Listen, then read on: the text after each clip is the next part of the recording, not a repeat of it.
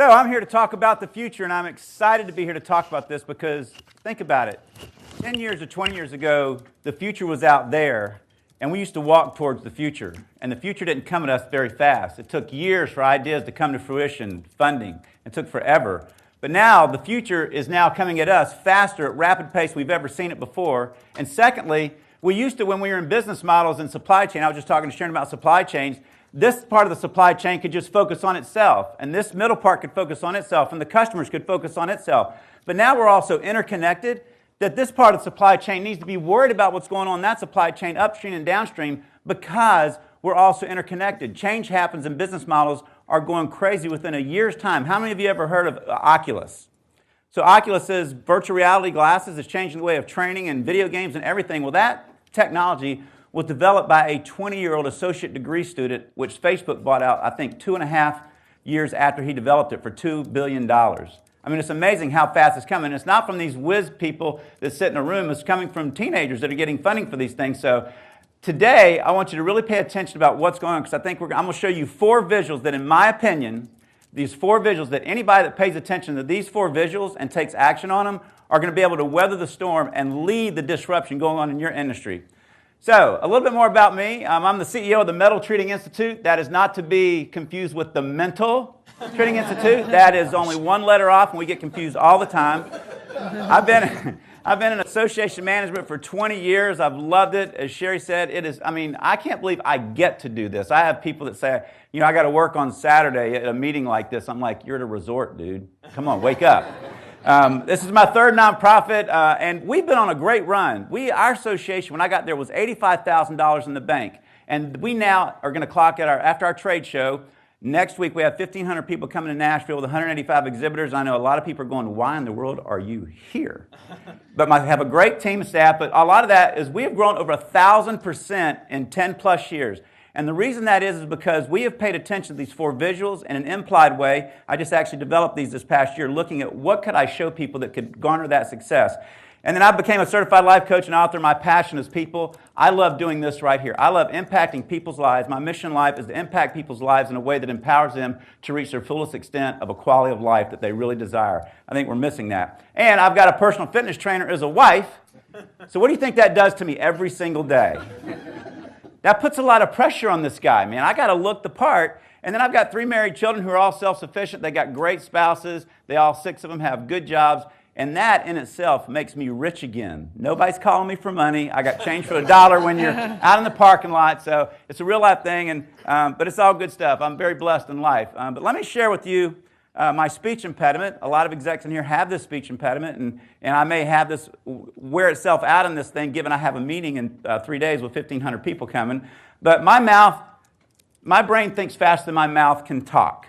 Let me share what that looks like so you know how to see it. So I started a singles ministry in Jacksonville, Florida. I wanted to impact people's lives, getting into relationships. So we had a great night every Thursday. Went from 0 to 600 people every single Thursday within like 5 weeks. It was amazing. It had a 3-year run. But when I was doing the fundraising campaign to just get some local support, I had 40 churches and business leaders in a room like this, and we're talking at a reception. And I'm getting to the end of my spiel. You're going for the close to get the money, get the support. And in the back, I noticed my wife at the time. And don't let at the time mean anything to you. But my wife at the time was laughing at me. I could tell she's not laughing with me. She's like, because I wasn't saying anything funny, she's laughing at me. So afterward, I was off to the side. I said, baby, why were you laughing at me in the back? She says, Tom, what I love about you when you talk is you will make a glaring error in what you say, but you act like it didn't even happen. You don't apologize for it. You don't stop and say, oh, let me correct that thought. I said, well, what did I say? She said, you were going for the close, you're wanting to make them feel good, and what you meant to say was, I'm so grateful y'all are here, but what you said with all your heart is, I'm great, and y'all are here. So, with that said, laughter is a good thing, isn't it? But you can tell I live a little bit of a crazy life. But with that said, let's move in to the future. So, I want to ask everybody, why are you here? Why are you even in this room today? Because if you don't know why you're here, you need to figure it out and figure it out quick. I find that many people go to conferences like this, and you ask them, so what are you here for? I don't know, networking? Well, so is networking going to put your association behind the 8 ball? Is it going to move it? And it's not. That's a part of what you're going to do, but why are you here? And I have this slide to challenge people to really ask yourself and figure out, why are you here at every conference, not just here? Part of the 1,000% growth that you have seen is I knew I needed a strategy to go to a meeting. Because think about it. When I go to ASAE, someone came up to me and said, Tom, I'm glad you opened up that wheelhouse of information because it made me focus more. But when you go to a meeting like ASAE or your local state society, that's $2,500 to $3,000 for you to sit in that seat 3 days in a row. Your company's putting that out. If you want your boss to continually fund that seat, it's imperative that you come away with the ideas that you don't write down, but that you implement. And the more you write down and the more you implement, the more you're going to make a difference and stay ahead of this thing I'm calling Uberization. So I developed this strategy that really helps me every day. When I send my staff to meetings, I don't care if you sit at the pool bar the entire conference and drink Bloody Marys. But what you must bring back to me is something written down that we can implement and do differently on Monday morning, because otherwise I've wasted your time and my time you being there. So what I do is before I go to a meeting like this, if I'd have been coming to this meeting, I would have written down and give thought to what are the two dire issues right now in our association I need to be focused on when I'm talking to people. Somebody's good, because your answers are in this room. When you're in a room like this of 100 or more people, the best of the best are sitting in that room. Somebody knows the answer to your problem. The question is, are you willing to go out and find it? And so when I'm looking at it, I look at two things that I got to solve today, and then what's one thing in the future that I've got to look back on and say, you know what, that is coming. I don't have to solve it today, but man, I need to put a committee or task force on it. We need to be able to be thinking about that. So I need to be walking around and saying, how are others looking at that thing in the future? And so this 111 is what I write down every single day of a conference. If it's a 3-day conference, I write down 3 111s in my phone. So the first thing is what's one new idea or one new thing you're going to do differently. You're currently doing it, but you've heard of a way to tweak it that could increase non-dues revenue or membership value, because that's what it boils down to, is value to your members. So it's one new idea you write down or one new way of doing something. The second thing is, what are we going to do differently on Monday when we get back? What is going to change? It's going to vault us into higher levels of value that'll make and keep us ahead of the Uberization curve, because your members are looking at you as the model for looking into the future. And I know many associations, because they have old thinking, old boards, they're actually not the model, and they need to get to be the model. The third thing is real simple. Through your networking, it's what is one person that you met who gave you their business card or scanned their phone that you know that when you get back, you can call them next week and they can help you make a difference and make that change. So one new thing, one new way of doing something, what are you going to do differently on Monday, and what's one new connection you made that's going to help you make change? I promise you, if you write those three things down, when you go to meetings, you will see significant change. We were talking about earlier, just the low-lying fruit. If you just make changes, because our 1,000% growth hasn't come from this dynamic shift. It was small incremental changes over a series of about 4 to 5 years, and all of a sudden we built momentum.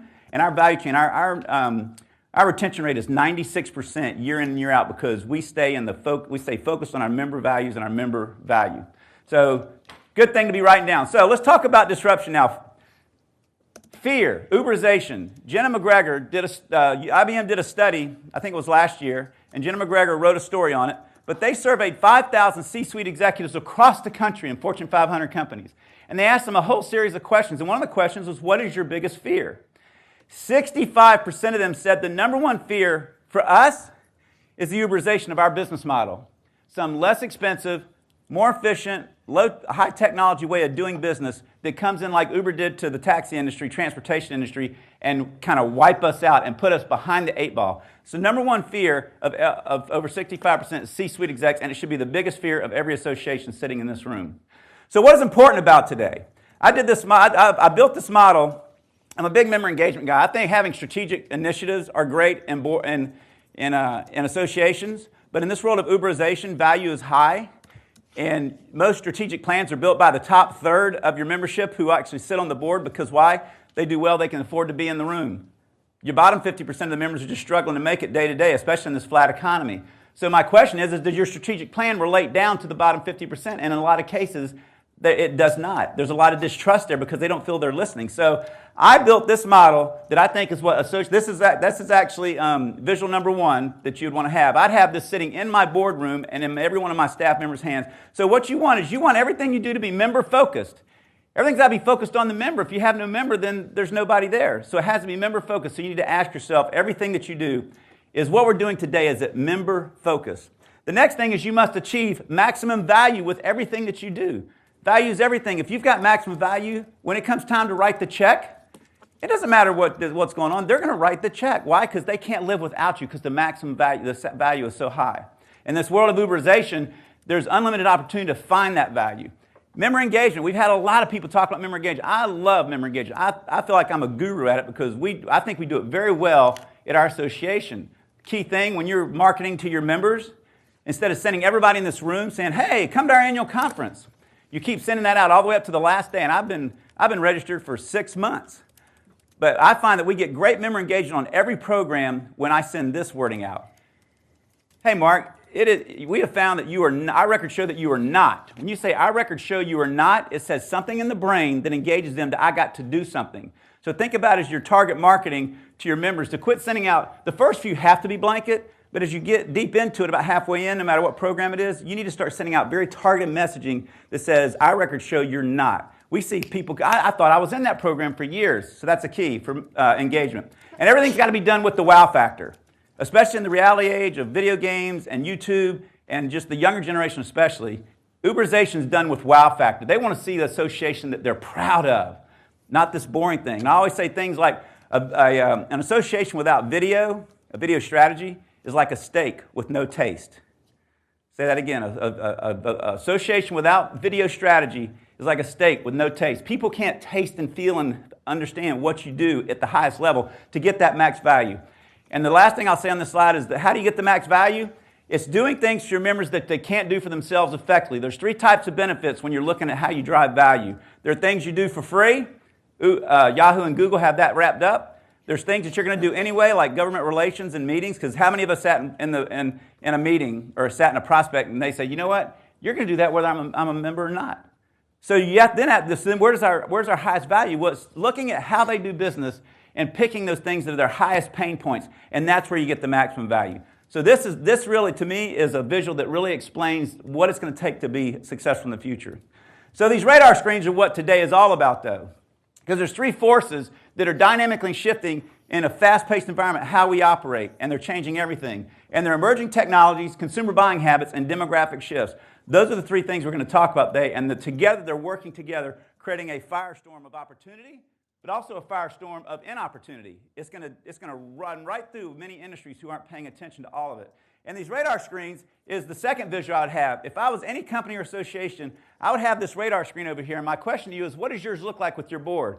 Are you the one on the left, stage left, that has no blips on them? It's going boop, boop, every board meeting, boop, boop. And everybody's talking about the hospitality suite, how much money we're going to spend on it, the spouse program, and all that. Meanwhile, boop. Meanwhile, Oculus is getting approved and funding's getting approved that's going to directly compete with your membership. And they're all talking about the meeting instead of focusing on what is going to reshape how we do business 5 years from now. Because we have to look 5 years from now because it's coming at us faster than ever. So you need to have this one with the blips on it. And if you were a company in my world, I think you should have that blip in the lunchroom or the employee box. And I think every company should stop looking at just their directors of marketing and their VPs saying, so where should we go with our markets? Because think about it. The janitor probably reads Popular Mechanics, Consumer Reports, watches the news with social media. Everybody from the janitor to the president are smart. And I want everybody, our company's important. If we're going to get buy-in, I want our janitor walking in and pulling out and writing on this side mark here, putting over here, I saw this in Popular Mechanics, and I think it'd have a negative impact on our business or our members or our business model. You need to empower everybody in your company to have a say in what they feel threats could be to your minute, because everybody looks at it differently. So I really think these radar screens are important, and you must have one. This is what many of them look like today. It's too late when that happens. I mean, your board's sitting there, and you've been talking to them for a year, 2 years, 3 years, and all of a sudden they're like, hey, imagine, imagine 6 years ago, well, it was probably about 5 years ago, the National Taxi Cab Association board.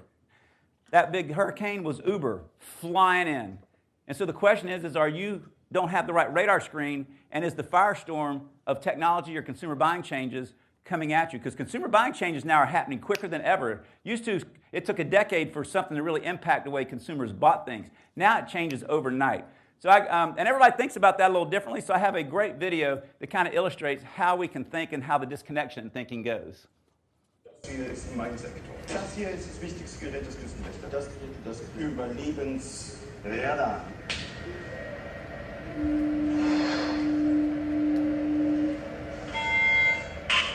Mayday. Hello, can you hear us? Can you hear us? Can you... over. We are sinking. Hello? This is the German Coast Guard. We're thinking. What are you thinking about? I mean, I love that because it really, that disconnect happens from staff to CEO, from board to CEO. There's really this disconnect. So I think we all have to really pay attention to that so we're on the same page. So look at these four companies. These four pieces of technology and companies change the entire landscape of what they represent. You look at iTunes and Amazon have been around for a while. Amazon totally changed publishing. iTunes changed the music industry. The music industry went to see Steve Jobs thinking they had an opportunity for him, and they quickly learned that no, Steve Jobs was like, no, I'm going to own music. It's just a matter of how you're going to get to play in it. So that's how it comes at you. Zillow and Uber are two recent ones in the last 5 years that have taken on. Uber changed the dynamic. They don't want to own taxi cab driving. Uber's ultimate responsibility or ultimate mission, they want to own transportation. And it doesn't matter whether it's moving a person or whether it's moving flowers or moving a pizza. They literally want to move anything and everything from point A to point B, ultimately in a driverless car.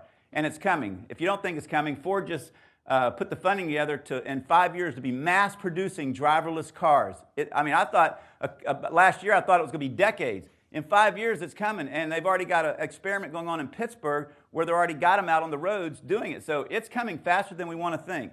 And Zillow, how many of you have used Zillow before? What is the one thing Zillow does that we all love?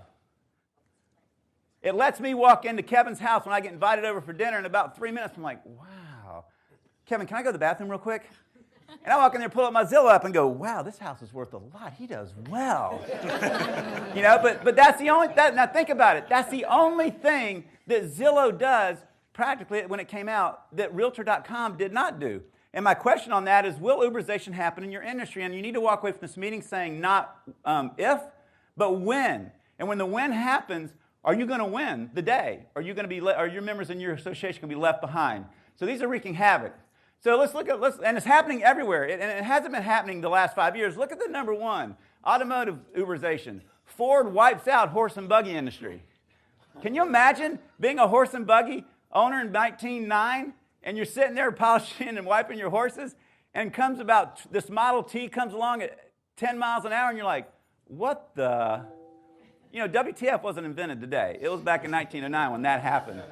So, think about it. That was a big day. And look at all these other elements here. Now, automotive today, on the bottom, you look at Tesla, Apple, Google. Those could be the car companies of the future because we're going to be riding around in large computers, not actually automobiles, if you want. So I think it's a very exciting time. And then if you don't think Uberization happens everywhere, how many of you have ever heard of the fecal DNA test? Is there any gastrologists in the house? Oh, wait a minute. We're in the house of the gastrologist, right? So I'm going to pull this down a little bit. So no, the fecal DNA test, I just heard about this not too long ago, but the fecal DNA test has the potential to replace the colonoscopy in some areas. And so you got these doctors doing all these colonoscopies every day. And what happens if they're not paying attention to what's going on into the marketplace and how consumers look at evasive and non-evasive surgeries, and all of a sudden one day they're like, man, this year our colonoscopies are down 50%. And the reason is because possibly fecal DNA tests took off like crazy, and everybody's doing them instead of colonoscopy. So that, to me, it just shows it happens everywhere. It matters to healthcare, manufacturing, automotive. It's coming your way, so you need to be looking out at it. So, two big questions. If you don't think it's coming your way, how did Uber penetrate? Think about the Taxi Cab Association, the largest fleet of cars in the world to move people from point A to point B. The largest dispatch unit to take orders to get people from point A to point B. How did a little app come along and penetrate that and is virtually dismantling it little by little? You look at Realtor.com, the largest brand MLS system in the country for selling a home. And Zillow now is giving it a run for their money. I've spoken to many local real estate associations, to their boards. And Zillow's not a good thing for them. They're having a real challenge with it. So these two big brands and big distribution systems are being dismantled slowly because of this. So it's something to think about. So when you look at the Uber, what's happened there, and actually Zillow, everybody in this room, these are two questions I think you have to ask yourself. What is going to be the value to your members? What is your members going to portray about you? Are you going to be the top one where you're going to compete and fight against technology? Because guess what Uber's value proposition is to their members right now? We're spending millions of your good dues dollars to fight every city ordinance to keep technology and Uber out of there for you. They're fighting against advancement. whether you think that's good or bad or not, but that's where their value proposition is now. Some people say, well, that could be a good one, but they're going to waste a ton of money as opposed to saying, you know what, think about if Uber had paid attention to the guy that probably walked in about 8 years ago and said, hey, I think if we get this app and connect people with drivers, everyday drivers, to take them from point A to point B, and they probably said, dude, we got the largest dispatch unit in the world. Why we need that? So, or you're going to be somebody who is a collaborator and an innovator who spends your money, your reserves, on developing things that your members, go back to the visual, max value. Max value. You spend your money to invest where members can have something that they can better themselves and and you own the Uber. I have people all the time on Collaborate at ASAE that I listen to that says, our board wants to know how much is enough money in the bank and reserves? How much should we keep around? 3 months, 6 months, a year?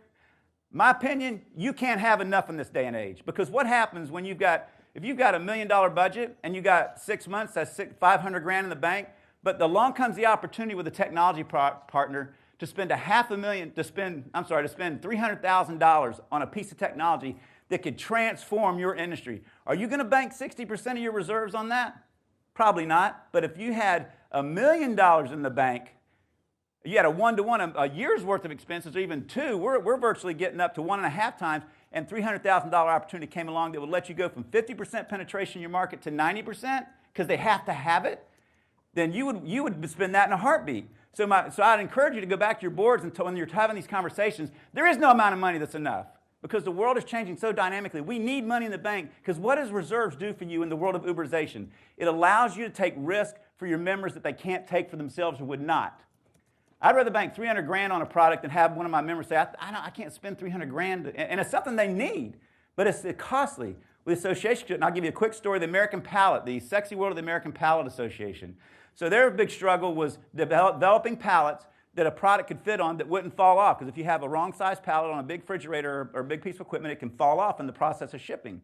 So they actually surveyed their board, their members, they came up, and they basically, over the course of a year, put the funding together and engineered a pallet program that would design and engineer the perfect pallet for the perfect product every time. When they launched that, he said, Tom, membership skyrocketed because everybody had to have it. And it even took us international because the German Pallet Association wanted to be a part of it because they had to be members. So that's the kind of things I'm wanting you to walk away with here is, what can you develop that can help your members be so dynamically more competitive that it would give them an advantage? Instead of DJs, we call them VJs. So what do you think? Music on TV. Yes. Music, a whole TV channel. How about a food channel? You get that in your pocket? How about a weather channel? It's raining. That's what it's like in board meetings, right? I tell everybody, there is no bad idea, because I say the wheel was invented 100 years before. It was a square when it was first invented. And 100 years later, someone says, hey, wait a minute, if we shave the edges, it'll actually roll downhill efficiently.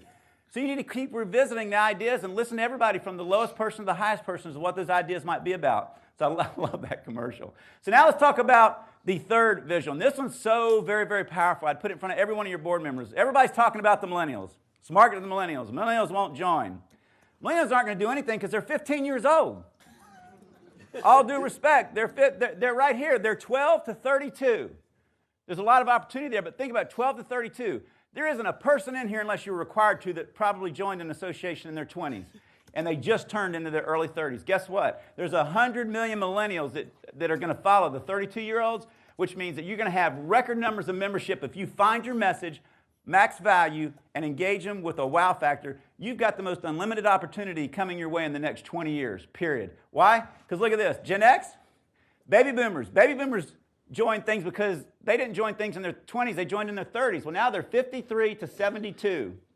And the Gen Y is 12 to 32. Gen X, it's just they didn't have enough, there was not enough babies. There's not enough babies going around. And when you look at the Internet of Things, this is the one thing you need to pay attention to, because this is the key to the future in the Internet. You need to take, the Internet of Things is taking people, technology, machines, process, and data. You take those 5 things and you mesh them together to create your model for your business, whether it's an app, whether it's a software program, whether it's engineering, whatever it is. But when you mesh those things, and sometimes it's not going to happen. We're going to talk in a second about why you have to kind of take out people in a certain way. But this is going to help you take advantage of this big wave right here, and this wave is going to also create opportunities. So let's look at those opportunities. There's three things I want you to glean from this chart. And this chart, by the way, was put together by Kenneth Grombach. He wrote a book called The Age Curve. He's one of the most well-respected demographers who study people in the country. So I call it the rule of 32 and 72. So the rule of 32 is 32-year-olds, the Gen Y. The average home buyer now, the average first-time home buyer is 32 years of age. You got a record number of people behind a 32-year-old. Guess what that means for the home buying industry? Record number of homes going to be sold in the next 20 years, period. If you're an industry that's in the market, the wedding industry, if you're in photography, florist industry, anything to do with weddings is going to go off the charts. Why? Because you have a record number of millennials who are going to be married just because of the sheer number. My generation all got divorced. I said that wife at the time in the back. We all got divorced, and we're now getting married a second or third time. And then regardless of how you feel about it, the whole world of gay marriage, because it got legalized, that's a third layer of demand on the system. And so you got to think about this chart to think, man, if you're somebody that sells to 50-year-olds, you got a problem. Because why? You got 12% less customers in the demographic that buys your product currently that's moving in. So you need to look and say, what do 53 to 60-year-olds buy, and what do 32 to 40-year-olds buy? Anybody that hones in on those with the rule of 32 and 72 is going to have record numbers of whatever it is. Automotive industry, depending on what ride sharing does and the driverless car, they're going to have record numbers. Now let's talk about the economic driver. A lot of people are saying the economy is just not growing fast enough. Well, there's reasons for that. The reasons it's growing at 0.25% is because the baby boomers, when they were 32 to 70, the 80s and 90s were one of the most materialistic ages of our history. Why? Because the baby boomers were all in their highest income earning years for 20 years. And when we had a downturn, the downturn went like this. Within a year, it went up farther than where we were before. The reason the downturn has been the slowest ever is because Gen X is between 33 and 52, the highest incoming years of our earning life. There are 13% less than there's 10 million fewer Gen Xers buying homes, buying cars, buying computers, buying cell phones, buying groceries, buying everything. If we had 10 million more people in the economy, I tell you it'd be way more than 0.25% growth last quarter. It'd be probably 1 or 2%. So people aren't looking at the function and numbers of how many people are driving the engine that's pushing the economy. So I say that to give you hope that as Gen Y, over the next 10 years, we're going to see momentum like you've never heard before. Because as soon as Gen Y gets to be 22 to 42 and they're all in the workforce, all making money at some level, we're going to see some incredible things. Now, there's some other unintended consequences I won't get into, but now let's talk a little bit about workforce development, because everybody in here, for their memberships, there's an Uberization going on in workforce development. So look at the baby boomers. This line up here that black line represents all the good-paying jobs that need a qualified, formerly a good person working in it with qualifications. Baby boomers stayed in jobs for 30 years, one, because they understood retirement plans. They were a little bit better back then with defined contributions, but also because, and they were a little bit more committed, but also because there were no jobs available. If I wanted to go work at a company and I was unhappy with what I was working at, there was somebody already working there, and there were two people unemployed who I call teachable, trainable, have a work ethic, and want to work. Those people, there was typically 1 or 2 people running around looking for a job in that realm, because there were more baby boomers than there were number of jobs needed to qualify positions. Enter Gen X, who are in the prime working years of their life, 10 million fewer of them. Now there's less qualified people who are teachable, trainable, can work, and want to work, and have good work ethic. Those people, there are no more. Those people are working. Now granted, don't take me wrong, somebody here probably knows someone that's unemployed.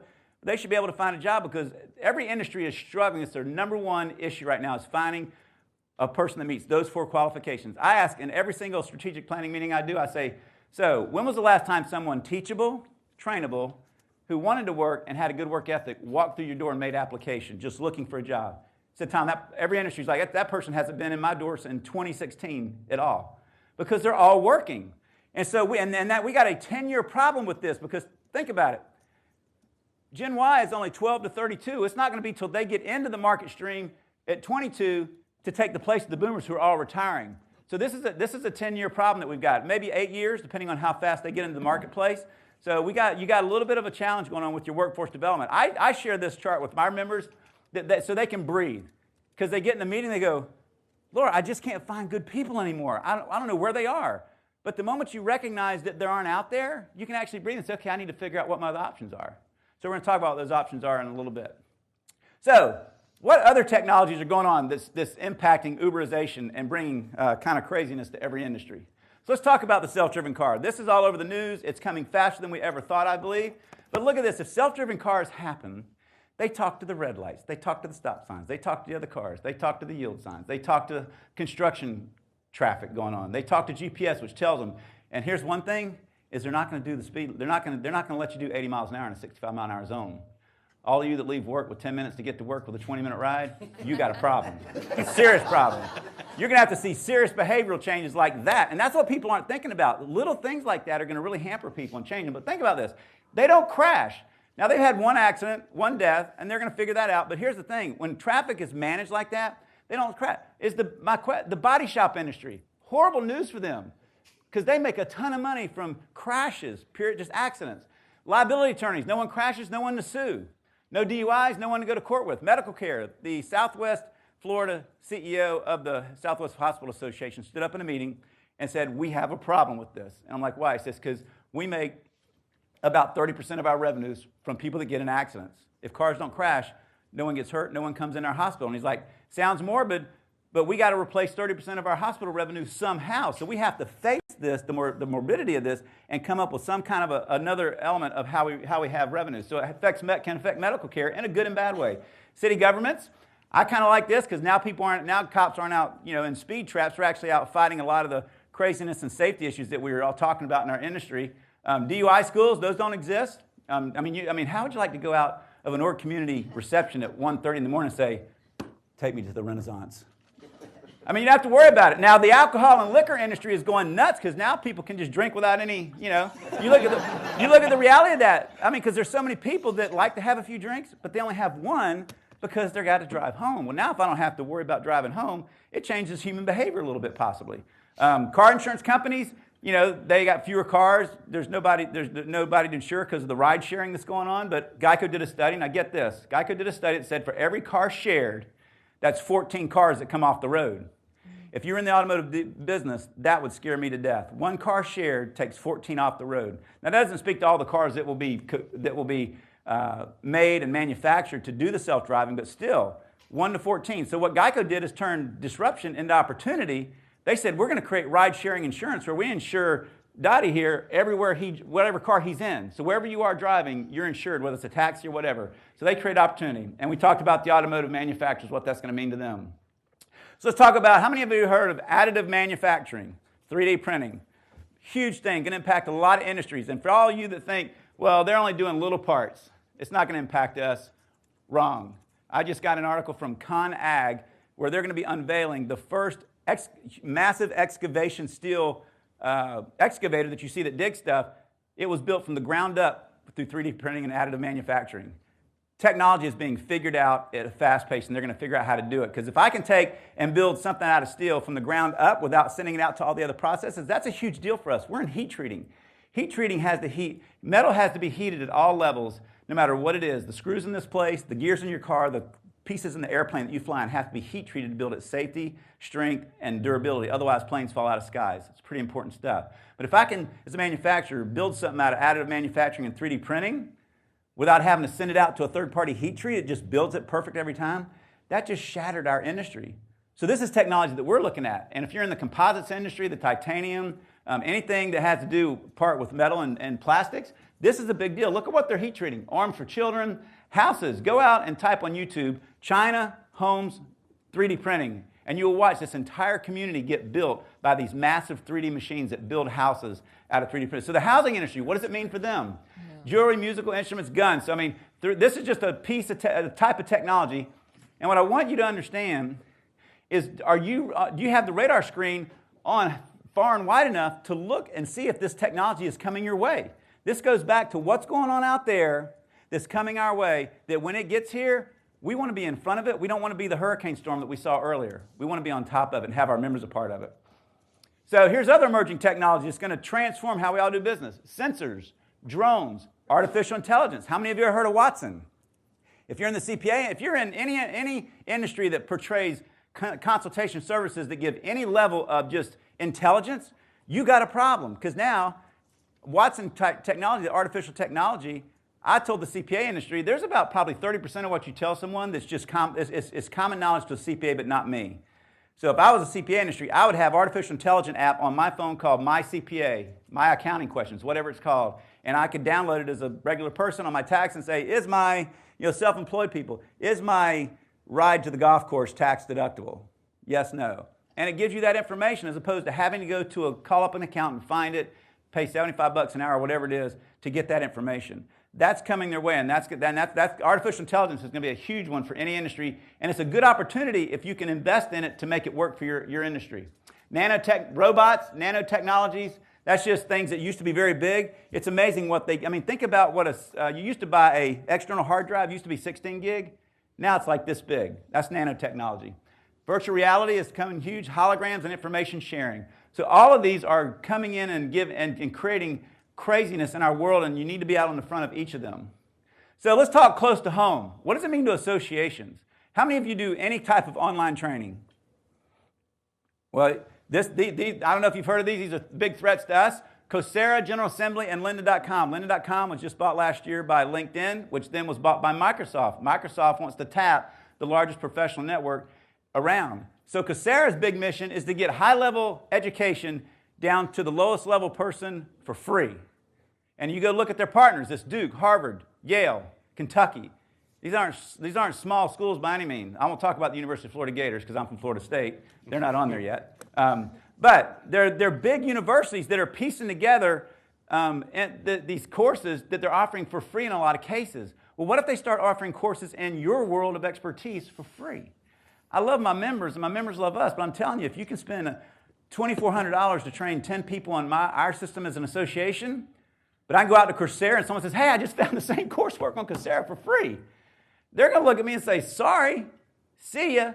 One of our highest level value propositions just went down the tubes. So my question is are you manning these sites and looking what's available in the other elements out there? Because your competition isn't a sister society or something. It's other people like this in the private world that once they see eyeballs for advertising dollars, and training is huge in the future. So private companies are going to gravitate to it.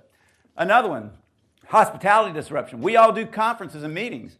I'm waiting for the day for one of my members, because I'm a big Airbnb guy. I use it every time I go on vacation. It's an awesome experience. But I'm waiting for one of my members, and my biggest fear is one of them, because our members bring spouses. They're really emotionally connected.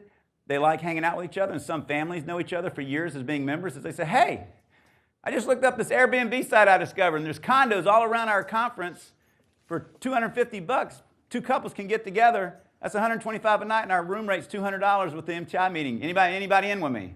And all of a sudden, we lose 20% of our room block because people start experimenting and looking at it. And it's all over the news. So I would encourage everybody, this is a huge threat, I think, to the future. I don't think it's happening now. But I would encourage you to look at your registration page, your registration block, and divide that into how many stayed at your hotel. And hopefully it's 100%. But if one day you wake up and it's 95, and one day you wake up and it's 90, you need to be monitoring that data so you can really predict and get in front of this kind of change that could have a big impact. Now, there's reasons to stay in the host hotel, but there's a lot of people that it boils down to money in a lot of cases. And so they're gonna want the beach condo, that sits on the beach where they can come out and not have the worrisome craziness of what's going on around them. And how's the younger generation does the younger generation really want to stay in the host hotel? We don't know that yet, so we're gonna fill that out over the next 10 years of membership. So augmented reality technology. I don't really know. I just learned this past week in a conference what this was. But the thing that struck me most about this is you need to be looking at every business magazine in your local market that you can and in your industry. Because what struck me was Florida's $500 million man. Anytime I see someone investing $500 million in some technology, the first thing that walks through my mind is how does that impact our industry? $500 million is a lot of money. And if they can get $500 million, they can probably get $5 billion or whatever it is, whatever the magic number is. But if somebody's investing in big technology, you need to start looking ahead and have somebody look into that technology and say, how does that, because here's the thing, if you can get with this guy and say, we have the market of the members, the companies that you're looking to be a part of and connect with this technology, how can we work together in this? You got to think a little bit outside the nonprofit status and think like a Stephen Jobs or a Bill Gates or an entrepreneur and get yourself. That's a little bit of a problem with a lot of associations is we have governors running associations that need to be really savvy businesses. And that's not a downfall on them. They were just in the 60s, 70s, and 80s not really called to have that mentality. But we need to go from being governors to being business-savvy people to try and work with the private community to take advantage of these things coming our way. And here's another problem we got to worry about. There's an unlimited amount of money. This is the founder of 5-Hour Energy Drink. He's worth $5 billion, and like Zuckerberg and Buffett and Gates, he's looking to give all of his wealth back to the community to do things. Now, his happens to be water purity, energy, and available health and resources. But what if somebody had $5 billion and wanted to give them back for innovations in your industry? And think about Oculus, a 20-year-old, $2.5 billion. What if someone gave a 20-year-old $2 million or $20 million to invent technology that could disrupt your marketplace? You need to be looking out and seeing, where's this money at? Because you may be able to tap into it, but we also have lots of money empowering very bright young minds to change our world. And are you sitting on the back channel, or are you looking at it coming your way? So, going back to, which would you say your board represents when you look at a radar screen? And you got to look, don't just look at technology, really look, does your board tuned in to what the consumer buying habit changes are for your industry? Demographic shifts? You got to really look at all three of those, because all three of them are making the changes. So, what does consumer buying habits play in Uberization? Well, I got a great video from the Trends of 2015. You need to write down this website up here, trendhunter.com. If you've not heard about it, you want to be going to trendhunter.com probably once every quarter just to see what they've got. They're a great group who's on the high end of designing trend videos in different industries to tell you the different trends that's changing, but also they're telling you what they are globally for different things. So this is one that I want to show you about 2 minutes. It tells you, you'll see it counting down from 20, but I've only got 8 or 9 of them in there. But these are some really good big things that's going to change how your members get to do business. At 20, responsive retail. Though the word beacon is still mysterious for many, beacons are breathing new life into location-based marketing with interactive galleries, digital shopping, and interactive displays. The Minority Report's pop-out ads of the future are becoming. At 18, competitive reward. Competition-driven travel apps, high-five challenges, and rewarding fruit harvest games are not the names of the new Angry Bird competition, but instead examples of how companies are utilizing gamification in the real world to convert competitive consumers into customers. At 17, everyday robotics. Automated lawnmowers, next-level vacuum robots, and family robots like Jibo are introducing robotic convenience into everyday life. Jibo, for example, acts as your family photographer, your kid's tutor, a recipe machine, your virtual presence when you can't be there, and maybe even your digital friend. At 15, waste currency. From that currency in your can to incentivize recycling or even getting a train ticket in exchange for your recycled beverage bottle are all examples of an eco-conscious movement to reward consumers for their adoption of an eco-conscious mindset. At 11, swap commerce. Food swapping websites and digital consignment boutiques are taking currency out of the equation. Swap commerce reintroduces bartering in a modern age where tech platforms simplify the ability to share luxuries, goods, and services. At 10, chemical revolt. Rebelling against brands and the uncertainty of their awkward and unpronounceable chemical ingredients, consumers are opting for do-it-yourself creams, soaps, moisturizers, and even making their own makeup. In a move that makes do-it-yourself not just about personalization, but about knowing the ingredients in the products you use.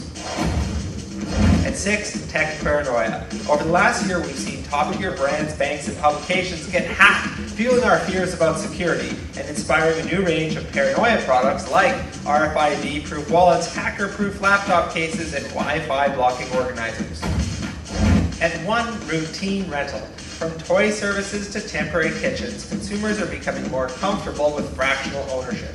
Maybe it's spurred by rental models like Airbnb or sites like Fiverr that let you rent someone's expertise, but we are becoming a society that is more comfortable than ever sharing and renting parts of our everyday life. Those are the trends in 20... Here they are, and I'm just going to hit on a couple of them. 1, competitive reward. How many of you, everybody's heard of Pokemon Go, right? So what was the impact of that? It caused people to go into a frenzy, and not a lot of people know this, but only 4%. There's a level where it's all free, but there's a level where you can buy into higher levels and get more stuff and do more things. 4% go up to the highest level. In 1 month's time, that 4% represented $33 million in revenue to the developers of Pokemon. Incredible. So competitive reward is something you want to build into your association strategies. Chemical revolt. If you're associations or anything close to the cosmetology industry, my wife is somebody that if she can make her own lipstick, her own hand creams, her own eye makeup, she would do it. Why? She knows what's in it. And we're growing up into an age where even men and women both are a little bit unnerved about what goes into products. So you need to be thinking about, if Chemical Royal, think about if 3 to 4 million women across the country all of a sudden found a way to make their own lipstick. What does that mean to Mary Kay and all these other lipstick organizations? It's consumer buying habits that could have a dramatic impact on the sale of your members' businesses. The big one is routine rental. I spoke to a father who said, Tom, I had the greatest thing I ever did was I started renting Legos for my children 30 days at a time. I threw out all the Legos and I rent them for good behavior. One, it changed the dynamic of how my children reacted to wanting to do behavior, because when we know that as humans, when we have access to everything, whether we want it or not, we don't appreciate it. But when it's not in the place and you have to do something positive to get to that place, it changes your behavior. But think about that. If Legos could be rented by 100 families 30 days at a time, that's 99 families that did not buy the Legos. What does that mean to the plastics industry? What does it mean to the manufacturing world? What does it mean to the paper company that puts the paper on the front of the Legos box? What does it mean to the metal industry that's in there, the hinge that holds it on? What does it mean? So it's imperative that you're looking at these consumer buying changes and trying to find those out and see what their impact, because it's like the wind. You can't see it, but you'll feel its impact over time affecting your members, which will eventually affect your association. So now let's talk. We're making the round turn. We're going to talk about the whys, whos, and whats of Uberization, because a lot of people make this out to be so complicated, and it really is not. When you look at Uberization in and of itself, Uberization does 3 things. It removes friction, stress, and anxiety from some business model. So when you're looking at your association, you need to ask yourself, what friction exists in doing business with us? What stress do our members have in being a member? What anxiety do they have in their business? If you can find out where the stress, friction, and anxiety is in your member companies in 3 areas, and I'm going to share those in a second, you will drive high value if you can offer solutions in those. Now, some pieces of change, it actually, you think when I was riding in a taxi, I thought I had the best transportation model. But as soon as Uber came along, it revealed unknown stress, friction, and anxiety that I didn't even know I had. I didn't know how much I hated having to give a cab cash when I had no cash on me. I love the credit card system, so it revealed how much I did not like the system. But if you keep that in mind, I think we've been asking the wrong question for decades. What keeps you up at night? When someone asks you what keeps you up at night, what you answer is through the eyes of, I think my business is doing fine. We run it good. We got it going on. But they're struggling, and it keeps him up at night. When he says, I can't earn enough profit to pay my employees well. Well, you can't earn enough profit because your quality is not high enough so you can charge enough to your customers so you can get enough money in. That's the friction. You have a stress level in your company. So you need to be asking people, when you ask what is stress, friction, anxiety that exists in your business model, all of a sudden you have to say, well, you know what? Our salespeople aren't really all that good. It makes you look internally at so you need to ask yourself in these areas. You need to look in our association, in your member companies, you need to be asking your member companies, in your level of operations, doing business, your plant operations or how it goes, where's the stress, friction, anxiety that's in that place? Well, I see Joe he works on one side of the plant. He has to walk all the way over to the other side of the plant to get some files to go back and then work. That's anxiety and stress on the system. They need to figure out technology that lets Joe sit over here with an iPad and access all those documents. So that's the stress, friction, anxiety in operations. In commerce, that's doing business with each other. What does Laura feel about what is her stress, friction, anxiety about doing business with me as a company? That's why people leave you in the business world, is you've allowed them to see friction, anxiety, and stress in your relationship. And like, you know what, I've had enough of that. Now, price plays a little bit of part in that, but if you look at what comes across your Facebook feed, almost every app is solving stress, friction, anxiety in your life in some fashion. It's removing it, and technology can do that. And the work culture, here's a big one. I did not mention this earlier. With no more people, there's 3 things that are going to drive your members to have to automate. They're going to have to the next 7 to 10 years. 3 things. One is because I talked earlier, there's nobody left to work. That's teachable, trainable, can work, and wants to work. There's hardly anybody left. The next thing is $15 hour minimum wage. That's a movement. Can your members afford to pay every single lowest level person $15 an hour? If they cannot, they're going to be forced to. 2 states have it, and it's a movement that's going to probably begin to keep going more. Regardless of what you think about it, it's a reality. That causes inflation, that causes prices to go up, because companies have to make their profit, and we live in a capitalistic society. The last thing is the Uberization. I just saw a stat last month. Uber, and this doesn't even count Lyft. Uber is signing up 50,000 new drivers a month. You hear that? 50,000 new drivers a month. That's 600,000 drivers a year. And everybody thinks Uber drivers, they make a couple $100 here and there part-time. I drive at least 50 Uber cars. I'm in them a ton throughout the year. And I talk to all of them about their life, their business model. Uber driving is creating less stress in marriages because the second person is able to take care of the kids on the time that they're not out driving. Uber is, most of them that figure out how to really ride it and do the system at the max time, they're making $1,000 to $1,500 a week driving an Infiniti. I'm driving a nice car, air conditioned, no boss is screaming at me. All my expenses are I can write them off. And I'm making $1,000 to $1,500. Why do I want to go work for $10 an hour in your plant? So that's a huge issue that we really have to deal with. No one's even talking about that issue, and it just came to me when I read that figure. So we have no employees left, we have high minimum wage coming, and we have Uber and ride sharing sucking everybody out of the work system that we could be hiring, the next generation even. So how do we deal with that? So it's imperative that we ask our members. You need to be asking this following question. With the rule of 32 and 72, with all this business coming to us and the market, how do I grow my business in the future 40% in the next 10 years without hiring any more people? As long as it's an option to hire more people, they'll never figure out how to automate their plants and their services and through artificial intelligence, sensors, probes, whatever. And if I was a business today, I'd be going to the local robotics club at the local high school and college, and I'd throw them pizza party after pizza party to come in here with a big contest, and we're going to give $1,000 to the person that can figure out how to use robots to do stuff in our world. It's imperative that in the next 10 years, if your businesses are going to grow, that take place. So technology is going to play a huge role for 3 reasons. One, it takes out their friction immediately. You see what it does when you use an app. It takes it out. It allows us to get real-time logistics where we can see in real time what's happening so we can make shifts and not shut down plants or shut down operations. And then allows us to connect with APIs to third-party. I can connect with my supplier. I can connect with my customer. It allows you to connect and have all that data shared. So internet and technology will play a huge role. So the last 3 things I want to share with you are just things that I think you're going to have to do, your members are going to have to do, and you're going to have to do to be in front of Uberization. One, you need to understand the end customer. It's not good enough for me to think over here about our little distribution center. We're the manufacturing side over here, and here's our distribution, and there's the customers. But what we used to, it'd take years for the customer to impact upstream to this group here that manufactures the product.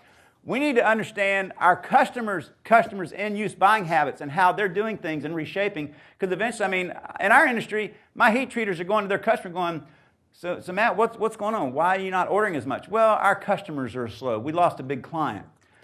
This group needs to know that client's having a problem well before this. You got to understand upstream and downstream what's going on in your industry and all the different places that you serve so you can be in front of this, so you can make the changes real time. And then you must have a constant culture of innovation. And that's a real simple process, and we all talk about it. But it really is pretty simple. You need to look at what's desirable to your members if you're an association, what's desirable to your customer, and then what is viable in the marketplace. What do they want to buy? What are they going to buy that's going to make a difference? And the last thing is what's possible with technology. In our association, we do everything we do with 3.5 staff members. And when I list out how diverse our operation is, people go, that is amazing. And a lot of it is because everything that we do in our world, when we take on something new, the first question I ask is what can we do with technology? Can we connect something that can minimize or eliminate the need for a person to be here for that? So in association world, because it's hard for you to even find good people in association management. So how can you automate through technology with like a lot of the vendors that are in this room today? You need to do that more and more. And the last thing is connect your supply chain upstream and downstream. You need to make sure that you have smart technology that's connecting you. That's happening with our social media companies connecting to our AMSs, which is connecting to our LMSs, all that's happening. But for your members, you need to be going to your members and talking about smart technology that connects your distribution center with your provider to their manufacturing plant down to your end customer. So all that's talking so you can do this one thing here, predictive manufacturing and or production. You need to be able to predict when a machine's going to go down. You need to be able to predict when membership might go south. You need to be able to predict, and you can do that because you're collecting the data historically that will tell you pretty much if things are pretty constant about the future. So us being able to do predictive manufacturing is so important, and you need to automate that upstream and downstream so you can see the full picture so you can really do that. And then this is the governance model. This is what you need to do. This is kind of the unlocking the keys to all that is the control of the governance. When you need to look at what is your future picture, where do we want to be as a company or a team in 5 years? And then everything you do in 4 areas needs to match that. You need, the purple one here is your decisions. Every decision you make. Is the decisions you're making matching up with where you said you wanted to go? Is how you're spending your money matching up with where you said you want to go? Is the people you're putting in charge matching up where you said you wanted to go? And is the time you're spending, now here's what I get. People say, well, Tom, that seems so basic. Then how in the world did you, an association, get to a place to where somebody says in a board meeting, who are we? I crack up when I hear, I've sat in board meetings and there's like, we need to go through a process that helps us find out who we are. If you'd have paid attention to these basic things right here, just these 4 things, and every decision you make, and I'd encourage you in your board meetings that you say, all right, the motion that we just made, is it a good decision? Did we do the money right? Do we have the people in the process to make it happen in a timely basis? Every motion should have that process to checklist off. Because if you can follow these basics that seem basic, you'll never get to the place. If you have that culture of innovation and do these 4 things right, you'll never get to a place to where you're asking yourself, who are we and how do we get here? I think that's the most craziest place. I mean, I've seen 70-year-old organizations ask that question. And I'm thinking, how did you, man, the board, what were you doing the last 5 years? So this is, I think, is unlocking the future. And so I'm a big Monday morning guy. This is what you're going to do different on Monday morning. You're going to talk to your customers and end customers and listen good. You're going to discover and really try and find that stress, anxiety, and friction that exists in your chain. And you're going to solve the low-lying fruit. Only try and solve this year the things that you can tackle. You don't need to solve everything, but be investing in that radar screen because those are the things that over time will become the low-lying fruit. And then automate as much as possible and then know the data in your industry, your customer, and your production so you can really begin to predict things that will help you do the things that you need to do right. So that's my deal. Here's kind of a quick note. I have to be, and y'all are going to laugh at me when I say this. I want to leave you with one little thing. Your answers really do live in this room because your members are looking for one thing in life. Every day they wake up. They're looking for what I call is hope. And what they're looking for is an organization they can look up at, that they see somebody with a hell of an attitude, optimistic about the future, passionate, and energetic, that feeds them, that can move them to be great and have a quality of life that they want. That's what they want in life, is a good quality of life. And you play a large, don't ever think that you don't play a large role in that. I've seen members crying in a corner of a room because they think the future's going away. And 5 of our members are around them just sharing them. No, it's not. Don't give up. Your association plays one of the largest impacts on the peoples that you connect with lives. Don't ever give it up.